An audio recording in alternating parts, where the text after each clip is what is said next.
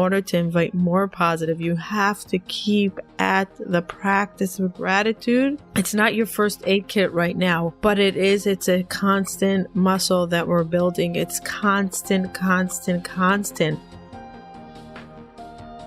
Hello, and thank you for joining our podcast, Hope to Recharge, a show that is designed to bring hope, inspiration, motivation, and some practical tips to those that are battling depression and anxiety, and to those that are supporting loved ones that are going through the journey in this difficult time of depression and anxiety. I'm here to tell you, you are not alone, and we will live beyond depression and anxiety. We will share our stories, one story at a time. In a world of mental health, together is better. I'm your host, Matana. Thank you for tuning in. It's Attitude of Gratitude Thursday. Thank you for joining me here again today. Thank you. What a celebration of life lately. Celebration of so many positive things that are happening. Living gratitude to the fullest. And sometimes it's easy to live gratitude to the fullest, and sometimes it's challenging. I find that it's easy to live gratitude when things are working. And I've been getting a lot of people reaching out and asking me how to start gratitude, and they really wanted to start practicing it. And I've been side hustling, and my coach will be really angry at me that I'm doing this, but I've been really trying to help people with their gratitude, to focus on the gratitude and not so much focus on the mental health aspect, but let's get it back to basics of gratitude. And someone that I've been working with on this for the past few weeks, things turned around. Things were really bleak and hard. And things turned around for this person after practicing gratitude, and they took it really seriously with their journaling 3 times a day. It was really something super important to them, and they put their minds to it and their efforts, and they were really practicing it. And then things just turned around a few weeks afterwards, and that person said, okay, you know what? The problem is now that things turned around and I'm feeling great and I have less anxiety and I'm more motivated and the practice really helped me. What do I do now? I said, now you continue the gratitude. Now you continue working on it. Now you take it to the next level. And the person said, it's going to be hard for me to do the gratitude work when things are going well. And it took me a minute to process that. And I said, you know what?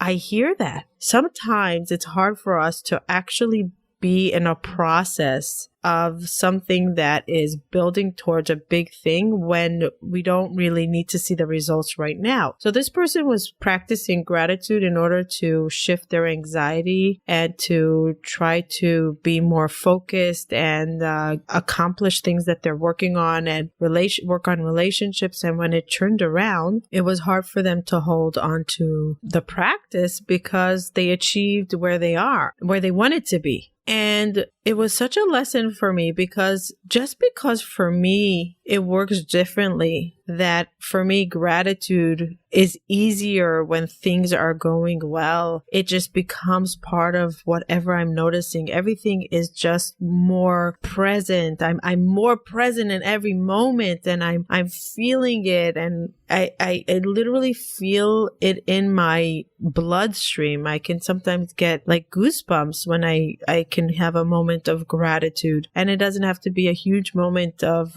something big happening, but it just happens through the day. But that's for me. And I realized that gratitude works differently for everyone. But what I was trying to tell this person, although you don't feel like it's necessary to practice it now because you somewhat achieved what you wanted, less anxiety, your relationship is doing better, things are doing better, where it looked bleak a few weeks ago, now you must practice it in order to keep the positive where it is. In order to invite more positive, you have to keep at the practice of gratitude, even when you're not. I took the analogy when you're freezing cold, you're looking for a sweatshirt or for cozy socks. You don't need that blanket, you don't need that coziness to wrap yourself up with gratitude.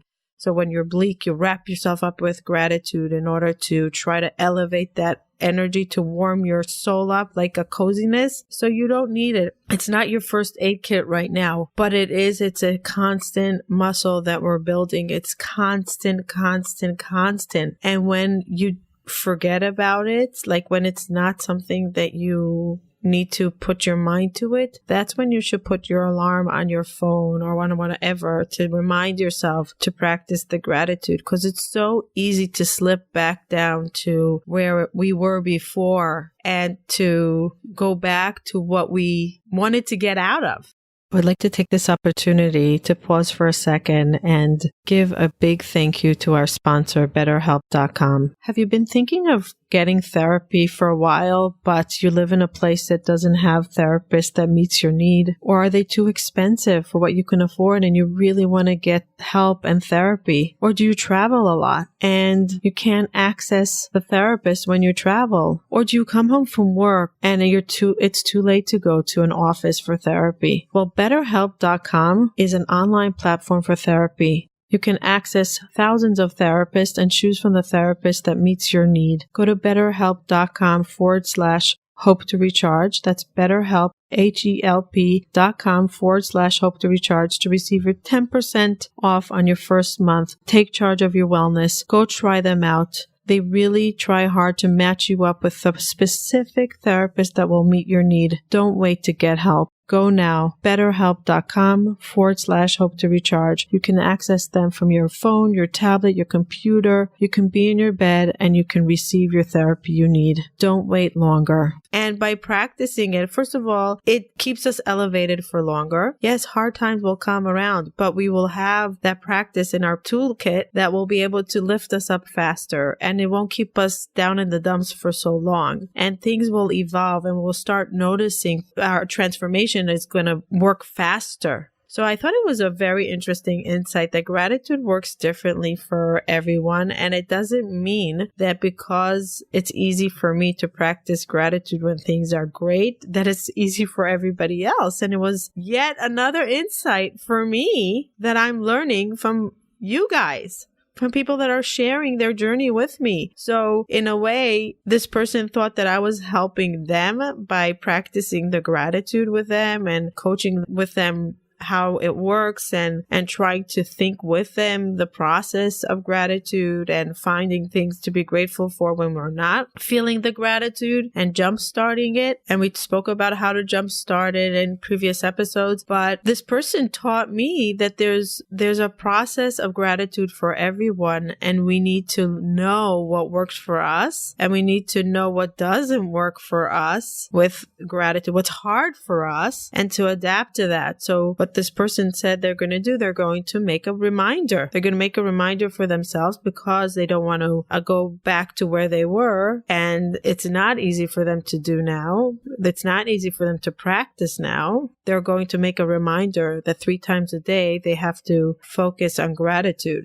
The journaling part will come easy because they have a lot to be grateful for that day because they're feeling more alive, more excited, more present. But the remembering is the important part. So I wanted to share that with you because maybe other people out there feel that they're practicing gratitude, and when the things turn around, it's hard for them to be more present in the practice. So do what works for you and notice what works for you, but never leave the practice. Keep on practicing because practice makes perfect. It becomes part of us. And gratitude, you can never overdose on gratitude. You can never overdose on gratitude. It's maybe how strong you want it to be that day, what you want to focus on that day, where you want it to lead you that day, but you can never overdose on gratitude. It just invites more and more and more amazing stuff. And you know what it really does? Gratitude allows us to celebrate the present. When we're practicing it and we're getting used to doing it all the time, it becomes part of our present. So when we are in the moment right now, we realize what is great about this moment, even though before we used to practice gratitude, it would just be a regular moment that was not noticed. But then we notice the average moment and we're able to celebrate it. We're able to celebrate life now, in the moment, in the now. So I thought I'm going to share that with you. Insight of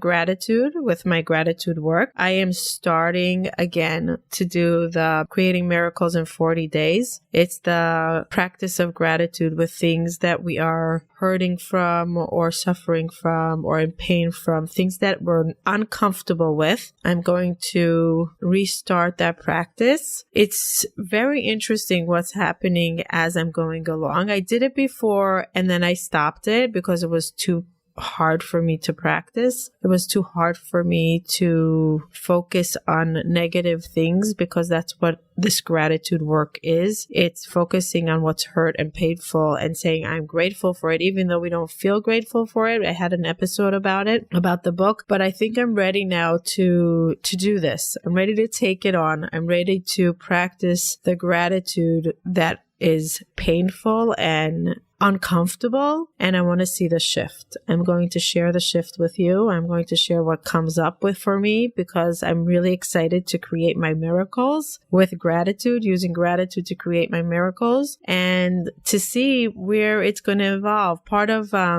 this practice, you have to write down your dreams that you want to come true, your dreams, your long-term goals, what you wish for. So that was the fun part of it because I love dreaming and I love fantasizing. So that was my fun part. But going and practicing every day and writing what I'm grateful for and writing down the things that I'm in pain from, the things that are hard for me, the things that I need to work on, forgiveness, hurt, struggles, that's hard, but I'm excited to see where it's going to come, what's going to happen from it. Sorry about my nasal voice. I'm still battling my cold. It's coming to an end, thank God. Thank you, everybody, for being here, for celebrating my 10,000 listeners or 10,000 unique downloads. I don't even know what that means, but for celebrating a milestone of 10,000 something or other of this podcast. And I'm so grateful to each and every one of you for joining me on this journey of breaking the stigma, bringing more hope, awareness, love, and connection, and just some sense of community to us that are struggling constantly. Even when we're well, we're still struggling, but to break the stigma around mental health and to bring more hope to the community. I hope you enjoyed this episode. Let us know how your gratitude practice is going. Please let us know. Let us know what you do. Maybe what you do can help somebody else. Maybe you can give us an insight on how your practice goes and somebody else can grow from it as well. Share with us. Have a wonderful Thursday. Thank you for joining us and taking the time to listen. I really appreciate it. Please hit the subscribe button so you can hear further episodes. If you are listening to us on iTunes, please leave feedback and ratings below. Let us know if there's any topic that you would like to hear from us in the future. Bye till next time.